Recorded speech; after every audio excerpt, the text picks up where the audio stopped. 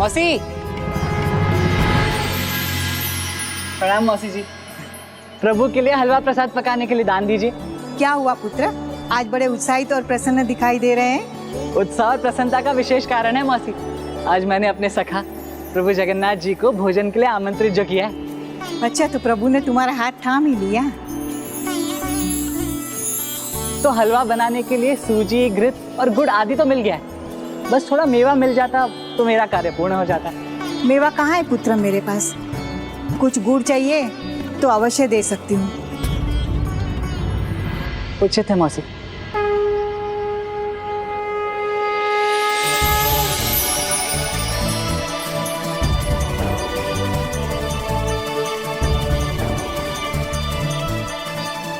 आपकी गुड़ से हलवा और मीठा बन जाएगा।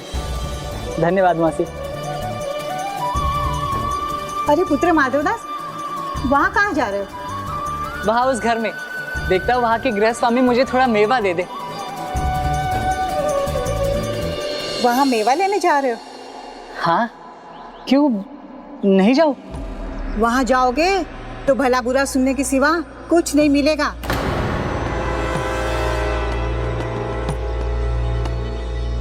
क्यों मौसी?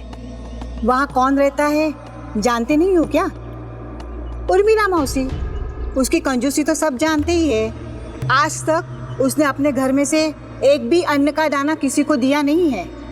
मेवा देना तो बड़ी दूर की बात है।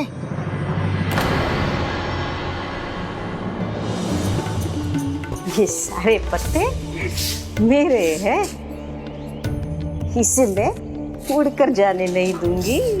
फल ले लो, फल फल फल वाला है, फल ले लो।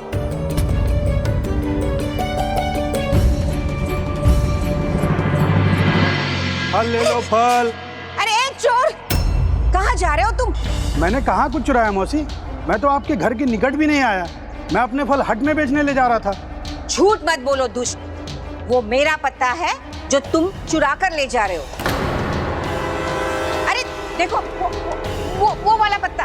मेरा फलों का बागान है मौसी, मैं भला एक पत्ता क्यों चुराऊंगा? वो पत्ता स्वर्ण का था क्या? जो मेरे घर का पत्ता है वो स्वर्ण का हो या कुछ और, वो मेरा पत्ता है, मुझे चाहिए।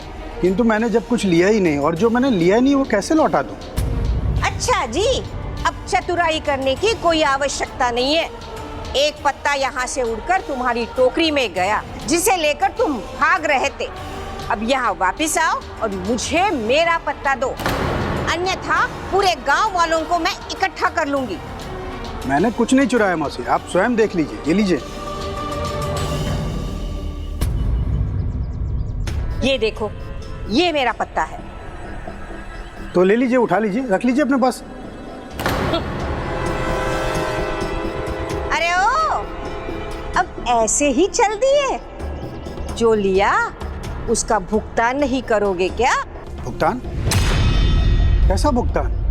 अच्छा जी, इतनी देर तक अपनी टोकरी मेरे द्वार पर रखी, इस पूरे स्थान का तुमने उपयोग किया, तो इसका भुगतान देना होगा ना, अन्यथा सारे गांव वालों को बुलाकर कोलाहल मचा दूंगी, तो ये फल बेचना भी तुम भूल जाओगे, समझे? जो करना है कीजिए, मैं कुछ नहीं देने वाला। अच्छा, तो लो, भुगतो अभी। अरे ओ गांव वालों, यहाँ देखो, यहाँ यहाँ यहाँ देखो, इस नीच की नीचता को तो देखो। एक तो चोरी की, ऊपर से मेरे साथ उद्दंडता भी कर रहा है। देखो, अब देखो इसे।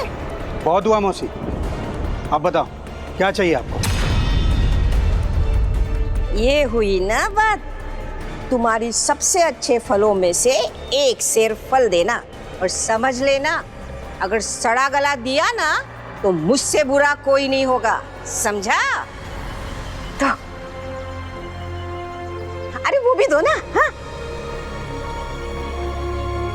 अब आगे से इस मार्ग से ही नहीं आऊंगा मैं। मेरा पत्ता लेके जा रहा था दुष्ट।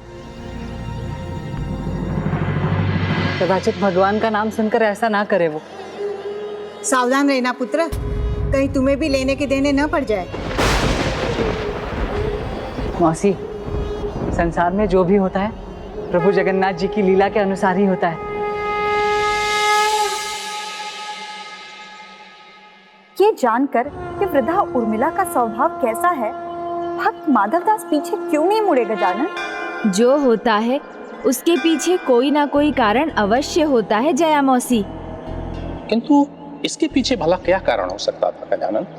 वही जो प्रभु की प्रत्येक लीला के पीछे होता है। अब जो होने वाला था उससे भक्ति का महत्व और उजागर होने वाला था। संसार को ये ज्ञात होने वाला था कि अनजाने में किया दान भी प्रभु के आशीर्वाद से जीवन बदलने की क्षमता रखता है। जैसे आए हो वैसे ही लौट जाओ, कुछ नहीं मिलेगा तुम्हें। गौरवं प्राप्यते दानात् न तु वित्तस्य संचयात् स्थितिः उच्चैः पयोदानां पयोधीनां अधः स्थितिः। अर्थात दान से ही सम्मान प्राप्त होता है, केवल धन संचय करने वाले का कोई मान नहीं होता। ठीक उसी प्रकार जैसे जल देने वाले मेघों का स्थान जल संचय करने वाले सागर से कहीं उच्च होता है। अब उर्मिला देवी के साथ जो होने वाला था उससे संसार को यही सीख मिलने जा रही थी।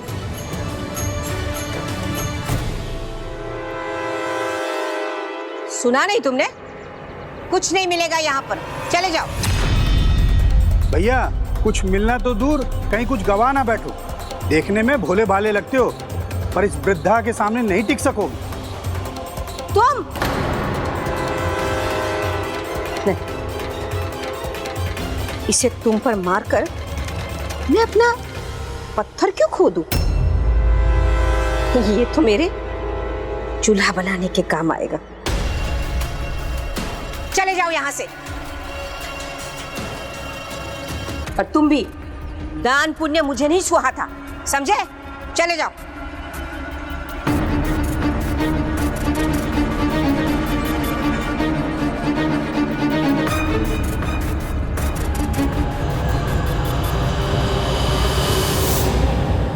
माता, पक्षी के जल पीने से नदी का पानी समाप्त नहीं होता, उसी प्रकार दान देने से धन घटता नहीं।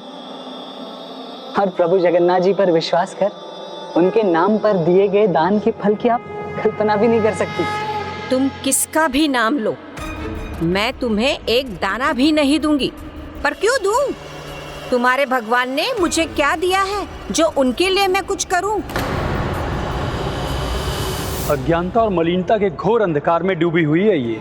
और ये माधवदास, ये भी वहां पर क्यों रुका हुआ है जहां पर इसके प्रभु का इतना अपमान है? दाऊ, आपने उचित कहा।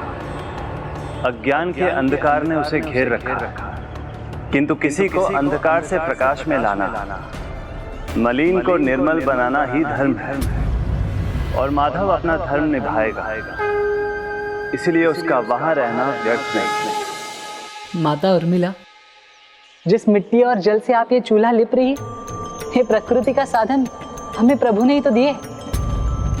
ये अंबर, धरा, समुद्र, नक्षत्र, ग्रह, तारे, हमारी प्राण वायु,